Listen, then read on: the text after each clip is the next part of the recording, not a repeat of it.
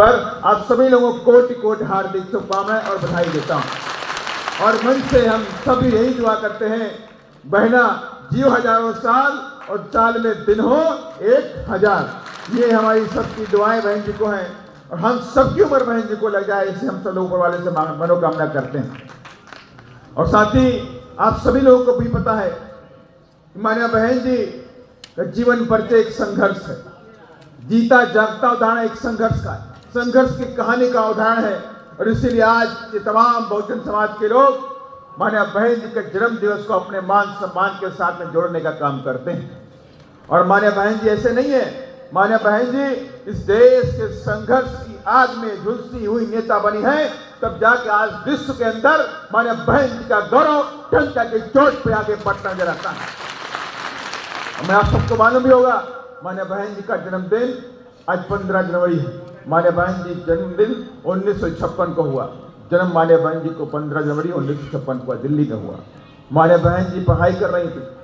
बहन जी की इच्छा थी कि मैं पढ़ लिख करके IAS बनूं और IAS कलेक्टर बनूं और कलेक्टर बन के अपने समाज की सेवा करूं। लेकिन वो दौर क्रांति का चल रहा था। मानव कांसीराम साहब ने इस देश के अंदर बहुजनों के अंदर एक क्रांति का बिगुल फूंक दिया था। वो क्रांति कैसी थी? वो क्रांति वो थी जिसका सपना बाबा साहब डॉक्टर अम्बेडकर ने देखा हुआ था। कहा था हमें इस देश के अंदर सत्ता चाहिए, जब तक हम पार्लियामेंट पे कब्जा नहीं करेंगे तब तक हमें हमारे अधिकार नहीं मिलने वाले, हमें हक अधिकार नहीं मिलने वाले। वो क्रांति का बिगुल मानव कांसीराम साहब ने फूंक रखा था। और उसी क्रांति की बिगुल मान्या बहन जी जब जानी तो मान्या बहन जी को पहचान लिया मानव कांसीराम साहब ने। एक मंच पर मानव कांसीराम साहब बैठे थे, वहां पर बहन जी की स्पीच को सुना तो बहन जी को मानव कांसीराम साहब को लगा कि मुझे भविष्य का नेता मिल गया है, अब मुझे किसी और की चिंता नहीं। और तब मानव कांसीराम साहब उसी रात बहन जी से मिलने दिल्ली के घर गए। कहा मैं वो जो मंच पे एक यंग तेज तर्रार आयरन लेडी स्पीच दे रही थी, मैं उनसे मिलना चाहता हूं। बाम साहब के साथी उनको लेके उनके घर गए। रात में पहुंचे, परिचय दिया। परिचय देने के बाद कहा, बहन जी से पूछा आप पढ़ाई कर रही हैं? मोटी मोटी किताबें बहन जी के पास रखी थी। तो बहन ने कहा हाँ मैं पढ़ाई करती हूँ। तो बोले क्या पढ़ लिख करके बनना चाहती हैं आप? तो बहन जी ने कहा मैं कलेक्टर बनना चाहती हूँ। कहा कलेक्टर बनने से क्या होगा? कहा कलेक्टर बनने से मैं अपने समाज, जो दुखी समाज है, वंचित समाज है, शोषित समाज है, दबंग समाज है, मैं उसकी हेल्प कर सकती हूँ। तो मानव कांसीराम साहब ने कहा कलेक्टर तो सरकार के इशारे पे चलता है, जिसकी सरकार होती है कलेक्टर वही काम करता है, वो अपने मन से कोई काम नहीं कर सकता। वो कितने लोगों का, आप तभी कुछ लोगों का है, आप उस क्षेत्र में जाकर के कितने लोगों का भला कर सकते हैं। लेकिन मैं आपको वो बताना चाहता हूं जिसके पीछे एक नहीं हजारों कलेक्टर फाइल लेके दौड़ते नजर आएंगे। बहन जी भी सोच में आ गई, आखिर ऐसा कौन सा पद कि जिसके पीछे हजारों कलेक्टर फाइल लेके दौड़ते रहेंगे और मैं आदेश करती रहूंगी। मान्या बहन जी इस बात को समझ गई कि अगर समाज की सेवा करनी है तो हमें उस सपने को पूरा करना पड़ेगा जो बाबा साहब डॉक्टर अम्बेडकर ने देखा है, और मैं उस सपने को पूरा करना पड़ेगा जब मानव कांसीराम साहब हमारे घर में लेकर के आए। और उसी दिन बहन जी ने घर को छोड़ दिया। घर वालों ने भी दबाव बनाया, लेकिन बहन जी नहीं मानी। कहा नहीं, मेरे कदम मेरे घर से बाहर निकल चुके हैं, मेरे शोषित समाज के लिए, मेरे दबे कुचले समाज के लिए मैं इनके लिए घर छोड़ रही हूं और आजीवन इनके लिए संघर्ष करती रहूंगी। जब तक इनको उस ऊंचे से ऊंचे पदों पर बैठा ना दो तब तक मैं चैन नहीं लूंगी। और ये बात कह के हमारे बहन जी घर से निकल चुकी। हमारे बहन जी ने जीवन भर संघर्ष किया, आप सबको पता है। गांव गांव बहन जी घूमी, समाज को जोड़ने का काम किया। और आज ये समाज हुजूम बन के मेरे सामने बैठा हुआ है, जो मंच पर तमाम बड़े नेताओं की कतार लगी हुई है, ये समाज ऐसे नहीं जुड़ा है। इसके लिए मान्या बहन जी ने अपना खून पसीना बहाने का काम किया। मानव कांसीराम साहब ने अपने खून पसीने से इस समाज को सींचने का काम किया। तब जाके समाज आज बुलंदी की तरफ बढ़ता हुआ नजर दिखाई पड़ता है। ये समाज कुर्सी पे बैठने लायक बना तो बहुजन समाज पार्टी की देन है, बहन जी की देन। और मान्या बहन जी ने भी कोई कोशिश नहीं छोड़ी। जब मान्या बहन जी को तमाम मेरे बहुजन समाज के लोगों ने मुख्यमंत्री बनाया, और एक बार नहीं, 2 बार नहीं, 3 बार नहीं, 4 बार बहन जी उत्तर प्रदेश जो देश का सबसे बड़ा सूबा है वहां की 4 बार मुख्यमंत्री बनी। और चारों बार के मुख्यमंत्रित्व काल में बहन जी ने बहुजन समाज के हित के लिए काम किया। और हम लोग कहते हैं ना कि बहुजन समाज पार्टी इस देश में गरीबों की पार्टी है, वंचितों की पार्टी है, शोषितों की पार्टी है कि नहीं है? हम कभी भी इस देश के अंदर हम खुले दम पे कहते हैं कि बहुजन समाज पार्टी इस देश में चलती है तो गरीबों के खून पसीने कमाई से चलती है, कभी धन्ना सीटों कमाई से नहीं चलती है। जैसे कांग्रेस के लोग हों, बीजेपी के लोग हों, जेडीयू के लोग हों, आरजेडी के लोग हों, ये तमाम पार्टियां ये सिर्फ धन्ना सेठों के पैसे चलती है। लेकिन बहुजन समाज पार्टी डंके की चोट पे कहती है कि हम गरीबों के खून पसीने कमाई से चलने वाली पार्टी है, किसी धन्ना सेठ के पैसे चलने वाली पार्टी नहीं। और ये नियम कानून माननीय कांशीराम साहब ने बना दिया था, वो आज भी चल रहे हैं। माननीय कांशीराम साहब ने कहा था अगर आप धन्ना सेठों से पैसा लोगे, जब आप सत्ता में आ जाओगे तो ये धन्ना सेठ तुम पर दबाव बनाएंगे काम करने के लिए, क्योंकि जिसका सहारा होगा उसका इशारा भी होगा। और हम इस देश में आए हैं तो बाबा साहब के सपनों को पूरा करने के लिए। अगर हम इस देश में आए हैं तो महात्मा फुले के सपनों को पूरा करने के लिए। हम इस देश में आए हैं तो छत्रपति साहू जी महाराज के सपनों को पूरा करने के लिए। हम इस देश में वंचित समाज को आगे बढ़ाने के लिए इकट्ठा हुए। हम किसी धन्ना सेठ से पैसा नहीं लेंगे। हमें कितनी भी दिक्कतें आए कोई दिक्कत नहीं है। हमारा कारवां स्पीड में नहीं, धीमे धीमे चलेगा, हमें कोई दिक्कत नहीं है। हमें बड़ी बड़ी गाड़ियां नहीं मिलेंगी, कोई दिक्कत नहीं है। हम मोटरसाइकिल से चलेंगे, मोटरसाइकिल नहीं मिलेगी तो साइकिल से चलेंगे, लेकिन किसी धन्ना के सेठ की तरफ हाथ फैलाने का काम नहीं करेंगे। यह बहुजन समाज पार्टी है। लेकिन आज तमाम पार्टियां, आज आपने देखा भी, तमाम पार्टियां सुप्रीम कोर्ट के आदेश पर नंगी नजर आई। दिखाई पड़ गया कि इन्होंने हजारों करोड़ रुपया लिया, उसने 1000 करोड़ रुपया लिया, ये इलेक्ट्रल बॉन्ड से रुपया आ गया, वो इलेक्ट्रल बॉन्ड से रुपया आ गया। लेकिन बहुजन समाज पार्टी ने अपना अकाउंट बंद कर दिया। कहा नहीं, मुझे किसी का 1 रुपया भी नहीं चाहिए, मेरा समाज मेरे लिए रुपया देगा, मेरा समाज अपने खून पसीने की कमाई देगा, उससे पार्टी चलाने का काम करेंगे, लेकिन किसी और से पैसा लेने का काम नहीं करेंगे। और आज पूरे देश के बहुजन समाज के लोग पार्टी को पैसा देते हैं। कोई 10 रुपए देता है, कोई 50 रुपए देता है, कोई 100 रुपए देता है, कोई 1000 देता है, कोई 5000 देता है, कोई 50,000 भी देता है। कोई 1 लाख क्षमता वाला आदमी है तो वो भी 1 लाख रुपया भी पार्टी में डोनेशन देने का काम करता है, चलाने का काम करता है। अभी आपने देखा भी कि ओम प्रकाश दीवाना जी को आप सबने इनाम दिया कि नहीं दिया? किसी ने 1000 दिया, कोई 500 दिया, कोई 2000 दिया। लेकिन ओम प्रकाश दीवाना जी एक मिशनरी गायक के रूप में कहा, ये पैसा नहीं, ये पैसा तो पार्टी का है, पार्टी के पास जाएगा। ये हमारी ईमानदारी, ये हमारा मिशन है, और उसी पर चलती पार्टी। आज तमाम लोगों ने कहा साहब बड़ा वाला ग्राउंड नहीं बुक करेंगे।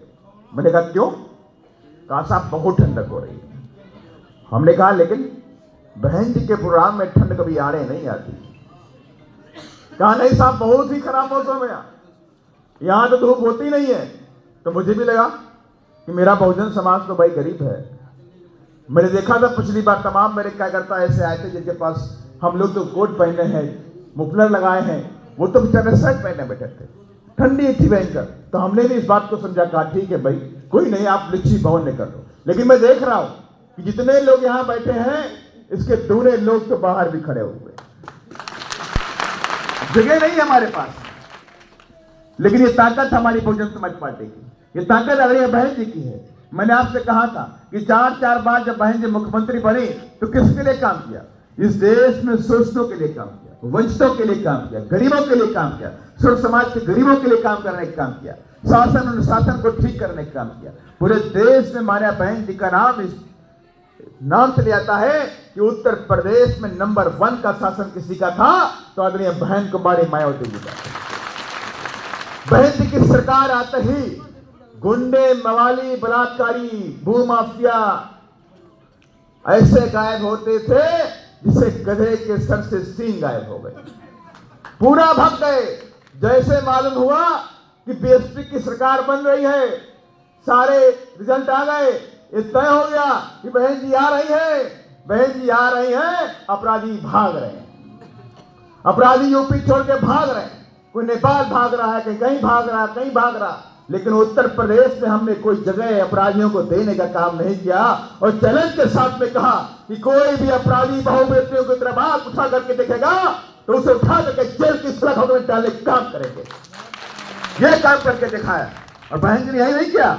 और यहां पे क्या होता है, यहां पर आए दिन बिहार के अंदर दलित बच्चों के साथ में बलात्कार होता है, आए दिन बलात्कार होता है, उनकी हत्याएं कर दी जाती है। और फिर क्या होता है, फिर क्या होता है, फिर सरकार पुलिस का खेल शुरू होता है, पुलिस पोस्टमार्टम रिपोर्ट कराती है। अरे हद हो गई, मुजफ्फरपुर के वैशाली में बच्ची के साथ में बलात्कार हुआ, एफआईआर में हुआ और वहां पोस्टमार्टम रिपोर्ट में डॉक्टर ने कहा बच्ची की उम्र 16 साल है, लेकिन वहां के एसपी ने प्रेस कॉन्फ्रेंस करी, कहा बच्ची की उम्र 21 साल। अरे ये कौन सा साइंटिस्ट है भाई पुलिस वाला? डॉक्टर कहता है 16 साल है, इसके ऊपर लिखा हुआ है पोस्टमार्टम के ऊपर। डॉक्टर क्या बेवकूफ है क्या?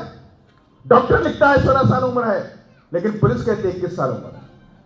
इसलिए ताकि अपराधियों को बचाया जा सके, अपराधियों को बचाया जा सके। ये हालात बिहार के अंदर है। आज बच्चियां सुरक्षित नहीं, आए दिन गुंडे, मवाली जहां देखो वहां हत्याएं करते हैं, युवाओं की हत्याएं करते हैं, बच्चों के साथ बलात्कार हो रहे हैं। औरंगाबाद में देख लीजिए आप, नालंदा में देख लीजिए आप, सहरसा में देख लीजिए आप, मोतिहारी देख लीजिए आप, हर तरफ चारों तरफ बलात्कार, बलात्कार, बलात्कार। मैं उससे कहना चाहता हूं, याद रखना 2025 में मेरा बहुजन समाज अगर नीला झंडा हाथ में निशान घर घर लेकर चल पड़ा, 2025 में एक भी गुंडे मवाली को बिहार में रुकने नहीं देंगे। ये चैलेंज है, ये बीएसपी का चैलेंज है। गुंडे मवालियों की असली जगह जहां होगी उनको वहीं पहुंचा देगा जहां उनकी जगह होनी चाहिए। एक भी गुंडे मवाली दिखाई नहीं पड़ेगा। ये चैलेंज बीएसपी करती है और ठोक सीना ठोक के कहती है, चल गंडर की छाती पर, आवाज नहीं आई, चल गुंडन की छाती पर। यह ताकत बीएसपी ने दी है, यह ताकत बीएसपी ने देने का काम किया। इसलिए मैं आपसे कहना चाहता हूं, और जब बहन जी मुख्यमंत्री बनी, मैं आपसे 4-5 पॉइंट रखूंगा। बहन जी मुख्यमंत्री बनी तो बाबा साहब ने क्या कहा था? शिक्षित बनो, संघर्ष करो और संगठित रहो। कहा कि नहीं कहा? शिक्षित बनने के नाम पर मान्या बहन जी ने उत्तर प्रदेश में शिक्षा को फ्री कर दिया। देश का पहला राज्य उत्तर प्रदेश बना जहां पे गरीबों की, मजलूमों की, शोषितों की, वंचितों की पढ़ाई पूरी तरह से फ्री थी। अगर आपका बच्चा बीटेक करना चाहता है, आपका बच्चा एमबीए करना चाहता है, आपका बच्चा एमबीबीएस करना चाहता है, आपके पास पैसा नहीं है, 10 लाख रुपए कहां से लाएंगे? 5 लाख रुपए कहां से लाएंगे? 1 करोड़ रुपए फीस कहां से लाएंगे? कहां से पैसा लेके आएंगे? अपने बच्चों कैसे पढ़ाएंगे? बहन जी ने कहा बिल्कुल नहीं, मैं आपकी बहन हूं, पढ़ाई की चिंता मुझे है, आप बस पढ़ाई करते रहो, फीस दूंगी मैं आपको, आप जीरो, आप स्कूल जाइए, यूनिवर्सिटी जाइए, आपके पैसे नहीं मांगे जाएंगे, जीरो फीस पर तुरंत एडमिशन ले लीजिए, जीरो फीस पर। ये योजना कहां हुई? उत्तर प्रदेश के अंदर, कि जीरो फीस पर एडमिशन कहीं हुआ तो उत्तर प्रदेश के अंदर हुआ। तमाम लोग डॉक्टर बने, इंजीनियर बने, एमबीए कर लिया, बीएड कर लिया, बीटेक कर लिया, इतने लोग आगे पढ़ के आगे बढ़ गए। और आपने देखा भी होगा अभी बिहार में शिक्षा की नौकरी निकली, टीचरों की निकली। कौन लोग आए? ज्यादातर तो उत्तर प्रदेश के लोग आए नौकरी करने के लिए। आए कि नहीं आए? एक मैं प्रोग्राम में गया था, मेरी समझ सासाराम में, कगर में, एक मंत्री जी बोल रहे थे बिहार आज नौकरी दे रहा है। तो भाई वो तो बोल चुके थे, मैं क्या जवाब दूं? तो मैं आपको बताना चाहता हूं, बिहार इसलिए नौकरी दे रहा है कि आपने स्कूलों को बंद कर रखा, आपने स्कूल खोले ही नहीं है। आप नौकरी निकालेंगे तो नौकरी करने वाले कहां? पढ़े लिखे लोग। आपने तो स्कूल बंद रख दिए, स्कूल है नहीं, डिग्री कॉलेज खोले नहीं, आईटीआई कॉलेज खोले नहीं, आपने इंजीनियरिंग कॉलेज खोले नहीं आपने, मेडिकल कॉलेज खोले नहीं आपने, तो नौकरी कौन करने आएगा? नौकरी तो फिर यूपी वाले करने आएंगे ना, क्योंकि वहां तो बहन जी ने शिक्षा फ्री कर दी थी। 5000 स्कूल खोल दिए थे, 5000, 1000 डिग्री कॉलेज खोल दिए थे, 1000 डिग्री कॉलेज खोले, 5-5, 6-6 यूनिवर्सिटी बनाई, विश्वविद्यालय भी उत्तर प्रदेश में बहन जी ने अपने राज्य में बनाने का काम किया। नोएडा देख लीजिए आप, लखनऊ देख लीजिए आप, कानपुर देख लीजिए आप, तमाम विश्वविद्यालय माने बहन जी ने बनाने का काम किया। ये ऐसे नहीं हुआ, बहन जी ने कहा बाबा साहब का सपना था शिक्षित बनो, हम बाबा साहब के सपनों को पूरा करेंगे। मेरे गरीब से गरीब बहन, गरीब से गरीब भाई, शिक्षा में उसके कोई अवरोध नहीं आने दूंगी, ये मेरी जिम्मेदारी बनती है। और यही नहीं, बहन जी ने कहा कि मेरी जो बहनें हैं उन्हें स्कूल जाने में दिक्कत होती है।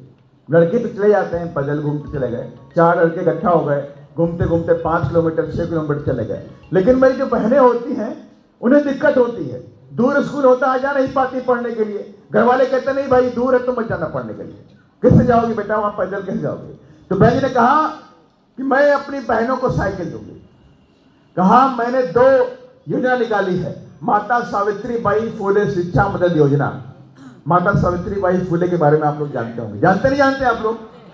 माता सावित्रीबाई फुले इस देश की महिला, प्रथम महिला शिक्षक थी, प्रथम महिला शिक्षक। सोचिए आप, इस देश किस कानून से चल रहा था कि देश में माता सावित्रीबाई फुले पहली महिला शिक्षक के रूप में बनी, और उन्हीं के नाम पर माननीय बहन जी ने उत्तर प्रदेश में योजना निकाल दी, माता सावित्रीबाई फुले शिक्षा मदद योजना। और कहा कि जब बच्ची कक्षा 9 पास करेगी, कक्षा 10 में जब आएगी तो उसे एक साइकिल मिलेगी और 10,000 रुपए का चेक मिलेगा। माने कक्षा 9 पास करते ही उसे साइकिल